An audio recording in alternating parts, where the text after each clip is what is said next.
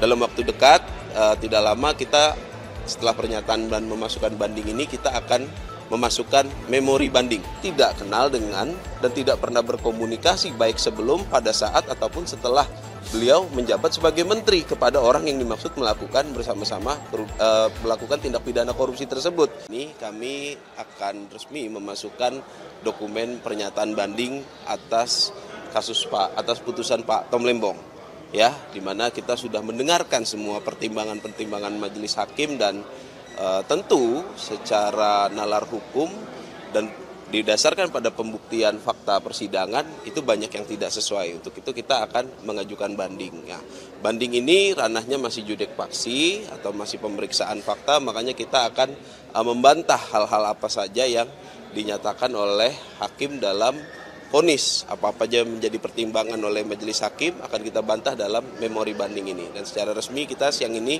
mengajukan banding atas putusan Pak Tom Lembong. Jadi kalau secara berkas tentu surat kuasa sudah ditandatangani Pak Tom Lembong untuk menyatakan banding, ya kan, kita akan menyatakan banding. Setelah itu tentu dokumen administratif sesuai kebutuhan di pengadilan sudah kita siapkan dan sudah kita penuhi.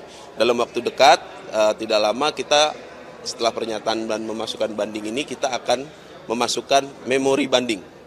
Ya, jadi setelah itu memori banding itu akan kita isi, akan kita tuangkan seluruh kejanggalan-kejanggalan atau pertimbangan-pertimbangan majelis hakim yang tidak sesuai dengan fakta persidangan. Contoh paling utama adalah seperti yang sudah disampaikan setelah putusan kemarin, tidak adanya mens rea, tidak adanya niat jahat. Tapi Pak Tom dalam putusan pertama itu dikatakan secara bersama-sama melakukan tindak pidana. Bagaimana sebuah tindak pidana terjadi secara bersama-sama kalau Pak Tomnya sendiri tidak kenal dengan dan tidak pernah berkomunikasi baik sebelum, pada saat, ataupun setelah beliau menjabat sebagai menteri kepada orang yang dimaksud melakukan bersama-sama melakukan tindak pidana korupsi tersebut. Ditambah lagi setelah persidangan dan dipertimbangkan oleh majelis hakim, hakim menyatakan bahwa kerugian itu adalah 194 miliar, bukan 500 miliar. Seperti yang di dalam dakwaan dan tuntutan jaksa. Nah, 190 miliar ini dari mana asalnya? Dari kelebihan bayar PT PPI kepada perusahaan swasta. Pertanyaannya selanjutnya adalah, apakah Pak Tom ini Menteri Perdagangan atau direksi PT PPI? Ataukah Menteri Perdagangan ini adalah pemegang sahamnya PT PPI? PT PPI BUMN, pemegang sahamnya adalah Menteri BUMN, bukan Pak Tom Lembong selaku Mendak. Kenapa jadi kerugian lebih bayar PT PPI terhadap perusahaan swasta gula rafinasi ini ditanggung jawabkan kepada Pak Tom? Apa kausalitasnya? Apa korelasinya? Ini yang sangat kita sayangkan, bagaimana bisa putusan seperti ini.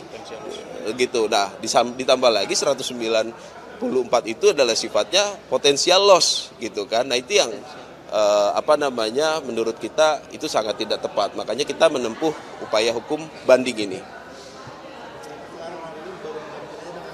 Ya, belum. Jadi hari ini kita resmi menyatakan, mengajukan, nanti keluar akta banding, itu kita sampaikan di hari ini. Nanti setelah kita beberapa hari ke depan, kita akan segera menuntaskan memori banding untuk diajukan kepada pengadilan negeri untuk ditujukan ke pengadilan tinggi nanti, Tipikor. Oke, jadi salah satu poin seperti yang tadi sudah disampaikan ya. Jadi di memori banding ini juga nanti kita tetap, petitum kita akan meminta Pak Tom bebas. Sebagaimana sudah disampaikan oleh Pak Ari Supamir kemarin, 1 hari saja Pak Tom itu ditahan, dia akan mengajukan banding. Dia tidak mau namanya tercatat sebagai pelaku koruptor di negara ini. Ya, bukan pelaku korupsi, pelaku korupsi di negara ini. Itu makanya dia akan mengajukan banding. Untuk itu hanya upaya hukum banding lah gitu. Nanti kita akan udah upaya-upaya lain setelah kita membaca dengan detail putusan Pak Tom Lembong itu pertimbangannya apa-apa saja gitu kan. Ditambah lagi saya terangkan bahwasanya pertimbangan hakim yang menyatakan bahwa ada pertemuan, ada korelasinya antara Pak Tom dengan perusahaan swasta itu hanya didasarkan pada keterangan saksi yang pada saat persidangan menyatakan lupa bahwasanya Pak Tom itu ada pertemuan atau tidak dengan perusahaan-perusahaan swasta itu. Dan tapi yang pasti tidak ada mens rea yang bisa dibuktikan. Untuk itu kita melihat, memang kita mendengarkan semua putusannya itu tidak cermat ya, tidak teliti dan tidak didasarkan pada fakta-fakta persidangan.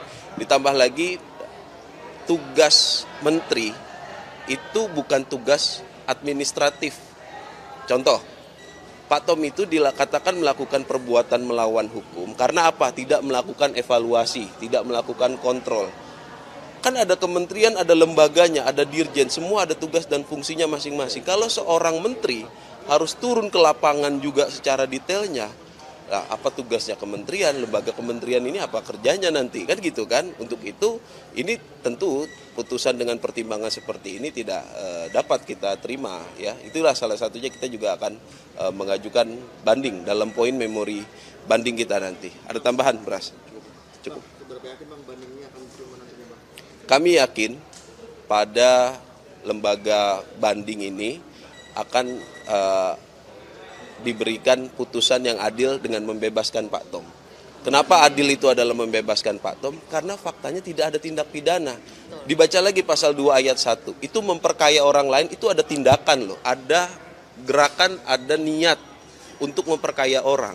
Lah kalau dikatakan seperti mana tadi disampaikan di awal, kalau dikatakan sedari awal secara bersama-sama itu nggak mungkin orang yang nggak kenal, gitu loh. Oh, perbuatannya membuat memperkaya orang lain. Nah, ini nggak logis. Hukum ini bukan cuma aturan, dia harus bisa ada kausalitasnya dan dia harus logis secara secara dalil. Bagaimana mungkin orang memperkaya orang yang tidak dikenalnya, gitu loh. Orang memperkaya orang lain dalam pasal 2 ayat 1 itu berdasarkan keterangan ahli yang kita dengarkan itu adalah memperkaya diri sendiri melalui orang lain. Pasti ada bagiannya, pasti ada yang diambil, pasti mendapatkan sesuatu hal. Lah ini jangankan mendapatkan, kenal aja enggak, berhubungan aja baik secara langsung ataupun tidak langsung juga pun tidak, gitu kan. Nah, ini yang sangat kita sayangkan kok pertimbangan seperti ini menghasilkan putusan yang menyatakan seorang Tom Lembong itu dinyatakan korupsi gitu. Nah, terlebih lagi lah itu yang paling aneh tuh. Tidak pernah ada ahli, tidak pernah ada saksi ataupun fakta persidangan pembahasan mengenai kapitalisme. Tahu-tahu dibilang Pak Tom ini menganut paham ekonomi kapitalis. Pertanyaannya adalah yang ditunjuk Pak Tom itu koperasi loh salah satunya. Koperasi di persidangan itu baik Inkopkar ataupun Inkopol itu mengetahui dan menyampaikan dan menjadi kesaksian di persidangan bahwasanya koperasi-koperasi ini keuntungannya dari membantu proses distribusi gula ke pedalaman, ya harus diingat ya, Indonesia itu luas. Distribusi gula ini keuntungan atau pendapatannya dari membantu stabilisasi harga dan menjaga stok ini, itu keuntungannya untuk anggota koperasi, baik itu Inkopkar ataupun Inkopol. Bagaimana bisa tindakan seperti ini dikatakan kapitalis? Terlebih lagi ini adalah bentuk intervensi negara terhadap pasar. Ya kan, kalau dibiarkan oleh pasar, nah ini yang aneh gitu loh. Jadi kok hakim tahu-tahu menyatakan ada ekonomi kapitalis tanpa ada pembahasan. Ini kita dari mana kita nggak paham ini nalarnya hakim seperti apa, kok bisa tahu-tahu muncul ada putusan berpertimbangan. Ya ini tentu di sisi lain ini akan menjadi presiden buruk ya dalam proses penegakan hukum kita. Sesuatu yang tidak diperiksa, diperdengarkan di ruang sidang dan tidak pernah terbukti di sidang, tahu-tahu dalam putusan keluar. Ini sangat tidak bisa dibenarkan. Untuk itu tidak ada upaya hukum lain selain banding atas putusan ini. Bang Zaid, izin penegasan lagi, berarti ini soal mensrea atau meeting of mind dari Pak Tom ini juga jadi salah satu pertimbangan banding dari tim PH dan Pak Tom? Betul, meeting of mind atau yang disebut juga dengan bahasa lain itu mensrea atau juga niat jahat itu adalah salah satu poin utama. Bagaimana bisa sebuah tindak pidana terjadi tanpa adanya kesamaan kehendak oleh para pelaku tindak pidana? Bagaimana bisa juga sebuah tindak pidana itu terjadi tanpa dilakukan adanya sebuah niat jahat. Niat ini kan harus ada buktinya. Buktinya apa? Adanya sebuah perbuatan. Nah, dari perbuatan-perbuatannya ini, itu bukan perbuatan-perbuatan untuk niat jahat. Nah, importasi gula yang dilakukan atau persetujuan importasi yang diberikan oleh Pak Tom Lembong itu dengan menerbitkan izin PI, itu tidak perlu rakortas. Ya, itu adalah kewenangan dia selaku menteri untuk melaksanakan Perpres 71 tahun 2015 dalam langkah stabilisasi dan menjaga harga gula gitu loh. Jadi menjaga stok dan menjaga harga gula karena harga gula saat itu sangat tinggi karena keterbatasan stok. Ingat, akhir tahun 2015 stok kita hanya 800.000. Sedangkan berdasarkan keterangan ahli, idealnya itu untuk stok di awal tahun atau sisa akhir tahun yang menjadi stok buffering ke awal tahun itu minimal 1,25 juta ton.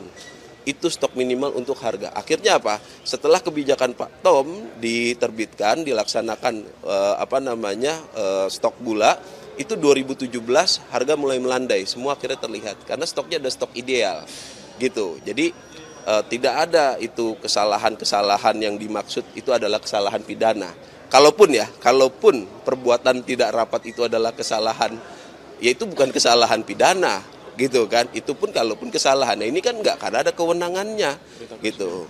Ditambah lagi putusan hakim juga mengesampingkan fakta dan bukti di persidangan bahwasanya itu adalah perintah Presiden Joko Widodo pada saat itu. Itu diterangkan oleh saksi dari Inkopkar ya dan Inkopol gitu, dan juga ahli dari JPU pun meminta agar keterangan Pak Presiden hari itu untuk didengarkan. Sayangnya kan tidak dihadirkan oleh hakim. Oke? Sehat, kemarin kita habis minta tanda tangan, ya alhamdulillah dia sehat, dan saya sampaikan bahwa seluruh masyarakat Indonesia yang masih menggunakan akal sehatnya mensupport dan mendukung beliau, dan ini kasus Pak Tom ini benar-benar menyadarkan kita bahwa kondisi penegakan hukum Indonesia ini sedang tidak baik-baik saja. Ya, jadi siapapun bisa seperti ini kan ketika tidak ada sebuah standar dan proses penegakan hukum yang baik dan benar gitu. Ada lagi? Nanti akan ada banyak poin, tentu semua pertimbangan-pertimbangan yang dijadikan dasar oleh majelis hakim sebagai dikatakan perbuatan melawan hukum, salah satunya tidak melaksanakan rapat, tidak mendapatkan persetujuan dari Kementerian Perindustrian, itu akan kita bahas. Itu akan ada banyak hal. Nah, mengenai rekomendasi Kementerian Perindustrian, itu untuk gula industri. Kita sudah membuktikan, contohnya adalah PT Angels Product itu ada dokumen rekomendasi dari Dirjen Agro Kementerian Perindustrian. Itu kalau untuk industri itu diterbitkan bulan Februari 2016 dan itu sudah kita jadikan bukti juga di persidangan. Kalau kebutuhan industri butuh rekomendasi dari Kementerian Perindustrian. Kalau ini yang diimpor itu untuk gula konsumsi, bukan untuk gula industri. Untuk apa fungsinya persetujuan dari Dirjen Kementerian Perindustrian? Nah, kenapa yang diimpor adalah gula kristal mentah? Itulah letak kebijakannya Pak Tom, agar apa? Agar ada pengolahan dalam negeri, ada lapangan kerja yang tercipta, dan ada penambahan devisa. Gitu. Itu kenapa dipilihnya. Kalau impornya barang jadi atau GKP, itu harga udah pasti tinggi. Yang kedua, itu proses order, itu harus PO dulu. Nggak ada itu kita beli gula putih, langsung jadi, langsung kirim, itu nggak ada. Ya, di fakta persidangan sudah dibuktikan bahwasanya kalau mau order GKP itu harus PO dan itu butuh waktu. Di luar negeri pun butuh memproses. Pertanyaannya, siapa yang diuntungkan kalau gitu? Kalau impornya adalah GKP. Luar negeri, karena mereka yang memproses.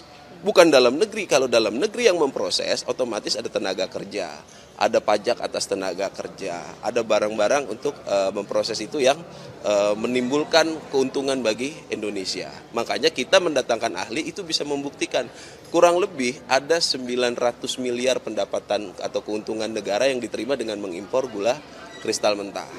Itu udah kita buktikan, malah dibilang merugikan. Nah ini dia, itu yang sangat kita sayangkan ya. Balik lagi poin terkait kerugian negara yang 194 miliar, di mana dikatakan bahwasanya itu adalah kelebihan bayar PT PPI ke 8 perusahaan gula rafinasi.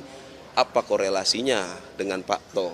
Emangnya Pak Tom ini dirut PT PPI? Nah, coba ditanya dirutnya. Lah ini yang masuk kan Pak Charlesnya, ya kan? Selaku direktur bisnis, dirutnya kan nggak masuk Ibu Dayu itu kan? Nah itu coba ditanya itu, ya kan? Kenapa menentukan harga sekian? Karena itu urusannya udah urusan bisnis to bisnis. Nggak ada korelasinya dengan menteri dalam penentuan harga. Pak Tom menerbitkan persetujuan impor. Ya, persetujuan impor ini kemudian oleh PT PPI dan perusahaan gula tersebut terjadi komunikasi dan perjanjian. Apa korelasinya dengan Pak Tom? Kok bisa sih 190 ini karena perbuatannya Pak Tom? Ini terlalu maksa. Ya, ini terlalu dipaksakan. Untuk itu sekali lagi kita tegaskan, kita akan banding atas putusan hakim dan seluruh pertimbangan, karena tidak ada yang benar menurut kita pertimbangan-pertimbangan tersebut. Itu perlu kita bantah lah, ya.